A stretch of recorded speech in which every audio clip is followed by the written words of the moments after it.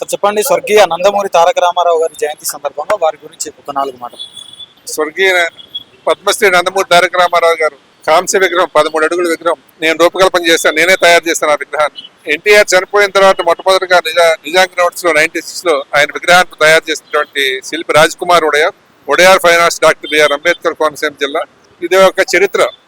ఈ తెలంగాణ ప్రభుత్వంలో ఏర్పాటు చేసినటువంటి విగ్రహం రేపు ఇప్పటి వరకు ఏ రాష్ట్ర ప్రభుత్వం తెలంగాణ ఏర్పడిన తర్వాత ఎన్టీఆర్ చనిపోయిన తర్వాత బేగంపేటలో పెట్టిన ఒక విగ్రహం అధికారికంగా చేశారు తప్ప రెండో విగ్రహం అమీర్పేట చౌరస్తాలో పెట్టిన విగ్రహం అధికారికంగా ఇప్పటివరకు ఎక్కడ చేయలేదు. అధికారికంగా కాంగ్రెస్ గవర్నమెంట్ చేస్తున్నటువంటి ఒక అద్భుతమైన తెలుగువారి ఆత్మ ప్రతీక నందమూరి తారక రామారావు గారి కాంస్య విగ్రహం పెట్టాలనేటువంటిది రేవంత్ రెడ్డి గారి సంకల్పం. దానికి నవీన్ కుమార్ యాదవ్ గారు జూబ్లీహిల్స్ ఎమ్మెల్యే, ఇక్కడ ఎమ్మెల్యే అయినటువంటి ఆయన శ్రీశైల యాదవ్ గారు, ఇక్కడ ఉన్నటువంటి కమిటీ సభ్యులు కావచ్చు, అందరూ దీనికి చాలా ప్రతిష్టాత్మకంగా చేయాలి. 103వ జయంతి చాలా ప్రతిష్టాత్మకంగా చేయాలి. ఇది అమీర్పేట సెంటర్ లో పెట్టాలనేటువంటిది రాష్ట్ర ప్రభుత్వం చాలా అద్భుతమైనటువంటి నిర్ణయం. తెలుగు ప్రజలంతా కూడా రేవంత్ రెడ్డి గారిని చాలా అభినందిస్తున్నారు, చాలా ఆయన్ని ఆనందిస్తున్నారు.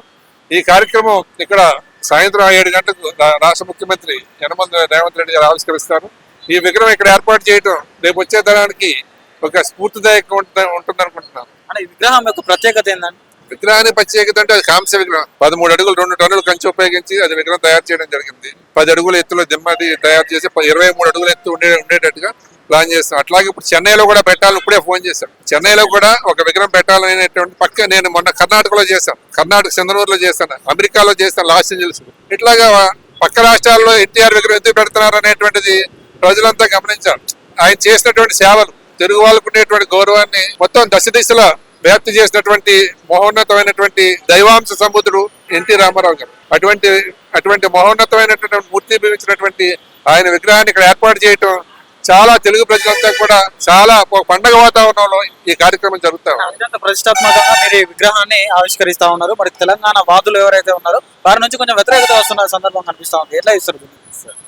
అది తెలంగాణ వాదులు అనేటువంటిది అది వాళ్ళ నైతిక వాళ్ళ ఏంటనేటువంటిది వాళ్ళ ఆత్మవిమర్శనం చేసుకోవాలి. ఎందుకు పెడుతున్నారు, ఏం చేశారు రామారావు గారు, ఏం తెలుసు వాళ్ళకి, అసలు ఏదైనా తెలుసారు ఎన్టీఆర్ ఏం చేశారు, ఆయన ఏంటి ఆయన చరిత్ర అనేటువంటి ఒక్కసారి నెమరు వేసుకుంటే మీకు అర్థమవుతుంది. అసలు ఏదైనా మహానాడులో ఇప్పుడు నిన్న జరుగుతున్నటువంటి సభలో ఒక టీడీపీ నేత మాట్లాడుతూ అసలు తెలంగాణ అనేది డిక్షనరీలోనే లేదు అనే విధంగా తెలంగాణ ఆత్మగౌరవాన్ని అని తీసినట్టే విధంగా మాట్లాడుతూ ఉన్నారు. మరి దీన్ని ఏ విధంగా ఇస్తారు? ఇక్కడ రాజకీయాలు అనేటువంటిది అసలు అవసరం లేదు.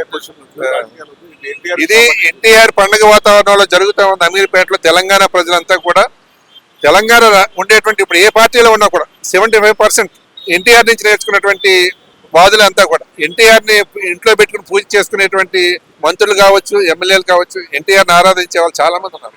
అంటే ఎన్టీఆర్ గారి రాజకీయ జీవిత తుది దశ అంటే అసలు అతను అనుకున్న విధంగా ఆనందంగా ముగియలేదు అనే వాదన అది అనవసరం మనకి. జయంతి అద్భుతమైన ఆయన చరిత్ర, ఒక అద్భుతమైన చరిత్ర. ఆ చరిత్రను మనం ఎప్పుడు కూడా చూడాలి. ఇక్కడ పటేల్ పట్టువారి వ్యవస్థను రద్దు చేశాడు, ఎన్నో సంస్కరణలు చేశాడు తెలంగాణకి. ఆయన విగ్రహాలు పెట్టుకోవడమే కాదు, ఆయనకి ఈ తెలంగాణలో ఒక జిల్లాకి ఆయన పేరు పెట్టేటువంటి ఆస్కారం కూడా ఉంది. ఒక జిల్లాకి ఆయన పేరు పెట్టచ్చు, ఎన్టీఆర్ జిల్లాగా, తెలంగాణలోని జిల్లాకి. కాకపోతే అది ఇక్కడ ఉండేటువంటి భావ సారూప్యత అనేటువంటిది ఉన్నటువంటి కొంత ఇబ్బందుల వల్ల అది వాళ్ళు చేయలేదు, అంతే తప్ప ఎన్టీఆర్ అభిమానులు తెలంగాణ అంతా ఉన్నారు. అది తెలంగాణ కాదు, తెలుగు గడ్డ ఇది కూడా ఒకప్పుడు. అది గుర్తుపెట్టి తెలంగాణ వాదులకి అందరికీ కూడా ఇది ఒక స్ఫూర్తి ఇచ్చేటువంటి విగ్రహంగా రేపు పొద్దున ఈ సెంటర్ లోకి వస్తే ఎన్టీఆర్ అమీర్పేట ఎన్టీఆర్ సర్కిల్ గా ఒక అద్భుతమైనటువంటి ఇది చూస్తారు.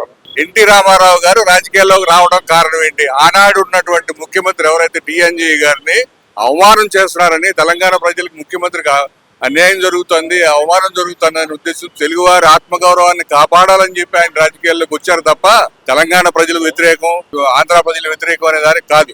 ఆయన వచ్చింది కేవలం ఒక ముఖ్యమంత్రి, తెలంగాణ ప్రాంతానికి సంబంధించి ఒక కార్మిక నాయకుడు ఒక ముఖ్యమంత్రి ఉంటే ఆయనకు అవమానం జరుగుతోందని చెప్పి ఆయన రాజకీయాల్లోకి వచ్చారు. అది ఆయన రాజకీయాల్లో కూడా ఆయన ముఖ్యమంత్రి అయినాక మొట్టమొదటి చేసిన పని ఏంటి? తెలంగాణలో ఉన్నటువంటి పటేల్ పట్టవారి వ్యవస్థను రద్దు చేసి ప్రజలు ఎవరి చేత పీడింపబడుతున్నటువంటి సామాన్య ప్రజలకి ఆయన పటేల్ పట్టవారి వ్యవస్థను రద్దు చేసి వాళ్ళందరికీ ఆనందాన్ని కలిగించినటువంటి వ్యక్తి. అలాగే అనేకమైనటువంటి విప్లవాత్మకమైన మార్పులు, ₹2 కిలో బియ్యం కానీ, ఉచిత 75 రూపీస్కి కరెంటు కానీ, హార్స్ పవర్ కరెంటు కానీ, అలాగే కూడు గుడ్డ, పేదలకు ఇళ్ళు, జనతా వస్త్రాలు, ఇటువంటి అనేకమైనటువంటి సంక్షేమ కార్యక్రమాలకు ఆద్యుడైన అటువంటి వ్యక్తి మీద ఏదో ప్రాంతీయ భేదాలు వృద్ధి, పని పాట లేని వాళ్ళు చేసే విమర్శలు తప్ప ఆయన ప్రజలందరి నాయకుడు అంతే తప్ప ఏ ఒక్క రాష్ట్రానికో ఏ ఒక్క జాతికో కులానికో సంబంధించిన వ్యక్తి కాదు. ఆయన ప్రజానాయకుడు, ప్రజా కళాకారుడు. ఆయనకి తప్పనిసరిగా భారతరత్న రావాల్సి ఉంది. ఆ భారతరత్న కోసం కూడా ఇక్కడ ఉన్నటువంటి అభిమానులు ప్రపంచవ్యాప్తంగా ఉన్న అభిమానులందరూ కూడా ఆయన భారతరత్న రావాలని కోరుకుంటున్నారు. వచ్చేదాకా కూడా మేము ప్రయత్నం చేస్తూనే ఉంటాం. అలాగే ఈ రోజు ఇక్కడ రామారావు గారి 103వ జయంతి సందర్భంగా రేవంత్ రెడ్డి గారు గత జూబ్లీ హిల్స్ ఎలక్షన్ సందర్భంగా ఏదైతే హామీ ఇచ్చారో మైత్రివనం చౌరస్తాలో నేనే వచ్చి విగ్రహం ఆవిష్కరణ చేస్తానని చెప్పారో ఆ విగ్రహాన్ని ఈ రోజు ఆయన చేతుల మీదుగా Jubilee hills MLA Naveen Yadav గారి ఆధ్వర్యంలో ఓపెన్ చేస్తూ ఉంటాం, ఆవిష్కరణ చేస్తూ ఉంటాం. మా అందరికీ కూడా చాలా ఆనందదాయకం. ఏదైనా చెప్పండి, స్వర్గీయ ఎన్టీఆర్ గారి జయంతి సందర్భంగా వారి గురించి ఏమైనా అనుభవాలు పంచుకోవాలనుకుంటే మాతో పంచుకోండి. ఎన్టీ రామారావు గారు శ్రీకృష్ణదేవరాయల పరిపాలనలో ఎన్టీ రామారావు గారు చెప్పినటువంటి ఒక పద్యం చెబుతా.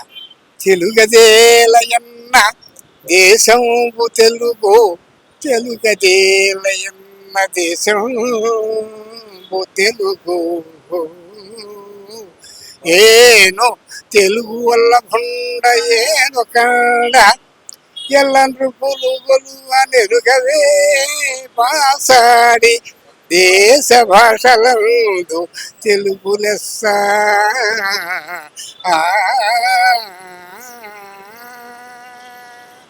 ఎన్టీ రామారావు గారు ఆ వేషం వేసి, కృష్ణదేవరాయల వేషం వేసి తెలుగుని ఎట్లా ప్రోత్సహించారో, మొత్తం ఈ ఉమ్మడి రాష్ట్రంలో ఈ తెలుగుని, భారతదేశంలో ఈ తెలుగుని పెంపొందించిన వాళ్ళు గొప్పవారు. అటు తర్వాత వారు మద్రాసుకు నీళ్ళు ఇచ్చారు. మద్రాసుకి మంచినీళ్ళు ఇస్తామని తెలుగు గంగా ఓపెన్ చేసి మద్రాసుకు మంచినీళ్ళు అవుతాం. అట్లా ఆ మంచినీళ్ళు ఇచ్చే విధానంలో వారు పరిపాలనకు వచ్చిన వెంటనే ₹2 కిలో బియ్యం అని చెప్పి ప్రకటన చేశారు. అది ప్రతి ఇంటికి ఇచ్చారు. మీరంతా అప్పుడు పుట్టారో లేదో తెలియదు. ఆ రోజుల్లో ఆహారం చాలా కష్టంగా ఉండేది. అటువంటి దాన్ని ధైర్యం చేసి ఎంతమంది మేజర్ పిల్లవాళ్ళు ఉంటారో ఒక్కొక్కరికి ఆ రోజు 5 నుంచి 10 మంది ఉండేవాళ్ళు. అంతమందికి కూడా బియ్యం ఇచ్చేవాళ్ళు. ఆహారం కొరత లేకుండా, ఇబ్బంది లేకుండా చూసుకున్నారు. అటు తర్వాత మద్రాసుకు మంచినీళ్ళు అంటే మద్రాసులో మంచినీళ్ళు లేవు. అప్పుడు లేనప్పుడు ఈ కృష్ణానది నుంచి తెలుగు గంగా వదిలిపెట్టి తెలుగు గంగా నుంచి మద్రాసుకు నీళ్ళు ఇచ్చారు.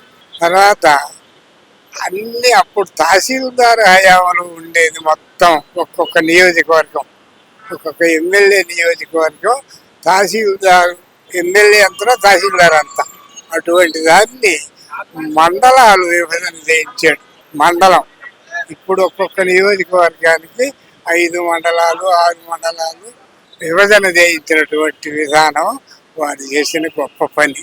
ఆ విధంగా వేషాల్లో అనేక రకాలైనటువంటి సినిమాల్లో అనేక రకాల, ఆ విధంగా పౌరాణిక నాటకాలు, దానవీర సూరకర్ణ, వెంకటేశ్వర మహాత్యము, సతీ సులోచన, భూ కైలాసము, రావణాసురుడు గాని, శ్రీకృష్ణుడు గాని, శ్రీరాముడు గాని ఆ విధంగా ఆనాటి ప్రజల్లో నిండిపోయి దేవుడుగా ఆయన్నే అభివర్ణించుకున్నారు. నందమూరి తారక రామారావు గారు జయంతి సందర్భంగా ఈ రోజు ఈ మైత్రివనంలో విగ్రహ ప్రతిష్టాపన సందర్భంగా ఏ విధంగా జరుగుతా ఉన్నది ప్రతిష్టాపన?